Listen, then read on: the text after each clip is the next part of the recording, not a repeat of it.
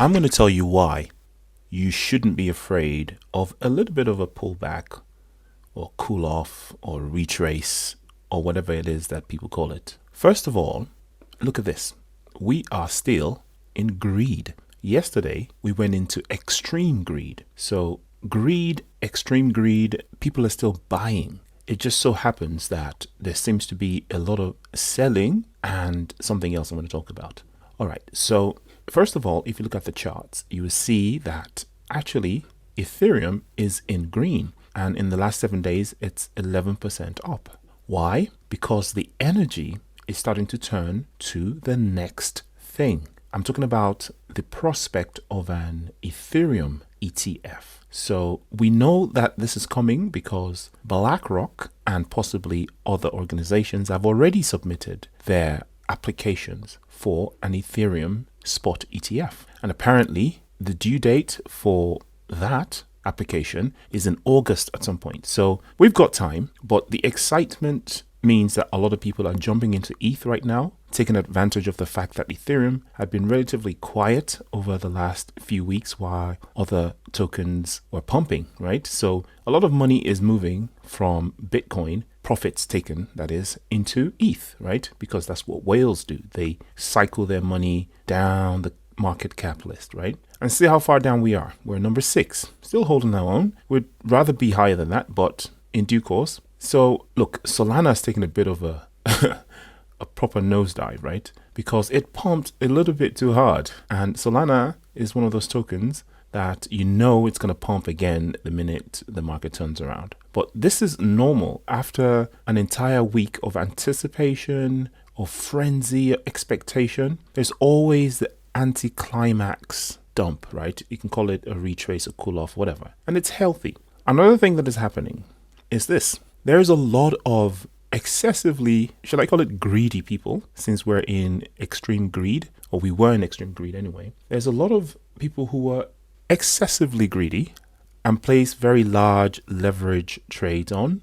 And by the way, everybody can see the trades, right? The exchanges can see them, the whales can see them, and more often than not, these trades get liquidated and shaken out by the whales and sharks and orcas or whatever you want to call them. And this often causes the market to dump a little bit further than it should, and it usually takes slightly longer to recover. However, having said that, the market was supposed to have dumped a little bit lower, but a lot of buying, remember we're in greed, right? A lot of buying made sure that the market didn't dump as far as people anticipated. If you zoom out, you see that in fact, we're slowly climbing higher and higher and higher and higher. Okay, so XRP. XRP is basically just behaving like Bitcoin at the moment because, again, there isn't any particular XRP specific catalyst to make it move.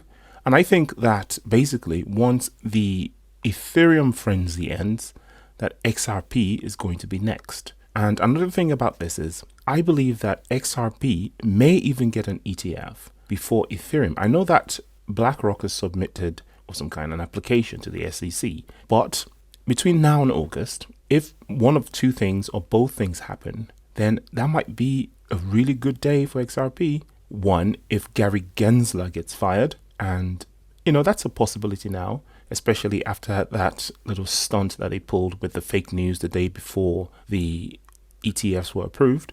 So that's a problem. Secondly, if the settlement comes in for the legal shenanigans, as I call it, with Ripple and the SEC, if that comes to a proper end and XRP comes out as completely free of legal issues, then companies like BlackRock, JP Morgan, Grayscale, all those guys will now surge forward with their possible XRP ETF applications, right? And once we get wind of that, who knows? Having said that, people would tell me that this is what the pushback is going to be in the comment section.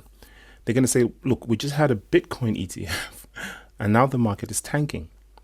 It's kind of expected, right? There's been a lot of frenzy, a lot of heating up in the market. People have got overexcited. We went into extreme greed. And when we're in extreme greed, the market just has to come down because it's totally unhealthy. And when it comes down like this, then it shakes out the greed, and then we can climb up. Now, it's only been 2 days since the ETFs have been trading. A lot of the companies haven't even seeded their ETFs yet, apparently. Some of them are just offering futures. And it's only a matter of time before everyone really starts to chase after less and less Bitcoin. And when that happens, we're going to see the direct result in the charts. Also remember that a lot of these big companies like Grayscale, JP Morgan, ARK Invest, all of those guys, a lot of them are actually acquiring their Bitcoin OTC. So it's not really their buying frenzy that has affected the pump, right? That wasn't what pumped the market yet. That was just basically FOMO, right? But when they are out of Bitcoin and they have to chase Bitcoin on the market, that's when the fireworks are going to really start. And when the whales had to cycle the money down, we're going to see some of the alts respond to that. And of course, XRP is going to be unshackled to do what it needs to do. Ethereum ETF. Again, I'm not very positive about the Ethereum ETF thing. A lot of people say that Vitalik is sort of pals with the SEC and is sort of their boy. So there's a good chance that they might give him special dispensation, like they did with the whole commodities versus security thing with ETH tokens. However, the US government, the current US government, is just not happy about this whole ETF thing. The only reason why the spot ETF for Bitcoin was approved was because it was backed into a legal corner by Grayscale. So we kind of have Grayscale to thank for this ETF, much like we have Ripple to thank for, setting the precedent about the tokens being not securities, even though the precedent has only been set for XRP. But other tokens now have the confidence that they can march forward and actually fight the SEC and win.